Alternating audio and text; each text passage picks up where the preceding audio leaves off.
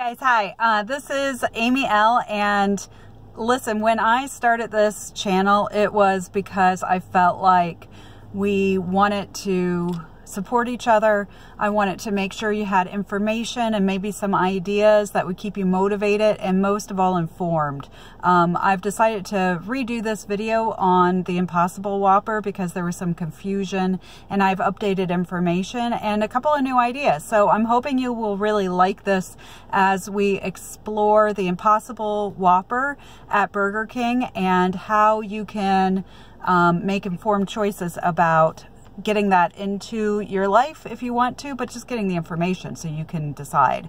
So that's a long way of me saying I went back to Burger King, guys. So I went to Burger King like, what, 10 minutes ago, and I got the Impossible Whopper again.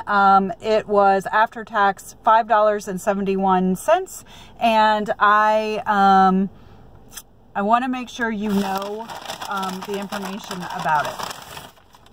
So it is a big burger. It is big, and it is plant-based. Now listen, I did something this time. It normally comes with mayo and with pickles, also tomato, onion, lettuce, and ketchup. But on this one, I had them take off the mayo, and this is it. This is it. This is the burger. It looks really good. And I'm sure it's going to be delicious when I eat it. But this video is about the points. So I have made us a chart to help make it as clear as possible. Here you go. The regular Whopper has 12 grams of saturated fat. The Impossible plant-based one has 11. The original Whopper has 660 calories. The Impossible Whopper has 630. The points are the same. According to the app, they are both 21 points. Can you believe that? I think that's nuts.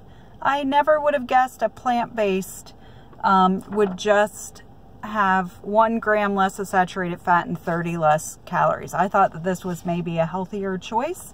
And in terms of points and in terms of saturated fat, it does not look as though that's the case. So now you have the information super, super clear so that you can make a decision. I have some alternatives that you might want to consider if you don't feel like spending 21 points on a plant-based burger.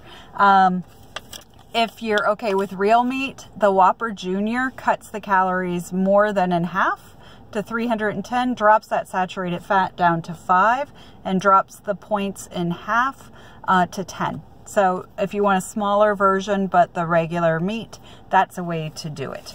If you want to try something else like fish, you're going to drop your points down to 16. And listen, with both of these are as prepared, like as advertised. So I don't know about the Whopper Jr., but the fish comes with a tartar sauce, which is mayonnaise based. It looks to me, if you drop the mayo off, it drops between 2 and 3 points on all of these. The grilled chicken, if you're okay with chicken, is going to be my lowest point one that I found for a full sandwich, at least in the ones that I looked at, and it's 8 points. It's only 8 points for that sandwich. The original veggie burger, if they still have it at your Burger King, is 11 points. And again, if you drop the mayo off, that would go from 11 down to 8. And the saturated fat going from 11 points on the Impossible Whopper to 2.5 on the original, that's a significant thing if saturated fat is something that you pay attention to. So I have some ideas. If you want to try the Impossible Whopper, try it, right? I think it's fun to try new things, and 21 points isn't something that you can't fit within your daily. But for me, it's not something I'm going to be doing on a regular basis. I'll think of it more like birthday cake, right? Birthday cake is 23 points. I don't have it every day, but if I want it, I have it. I'll tell you what I'm going to do with the Impossible Whopper that I just bought. I'm not going to spend 21 points today on that. I'm going to spend 11. So here's what I've done. I looked on a couple of different things to find out some more nutrition information, and I found that a heck of a lot of your points are going for that bun. That bun is not worth it to me. I like to use these buns. They're 2 points. I find them at local grocery stores, and the only thing is they tend to go bad pretty quickly, so I keep them in my freezer.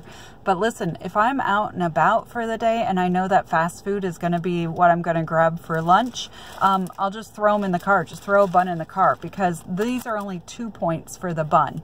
And they're called Schmidt's Old Time 647 Carb Smart, and they're 2 points. So I'm going to grab one of these buns. I'm going to take the burger off and all the toppings and put it on my new bun. And I did ask for them to not have mayo on it. And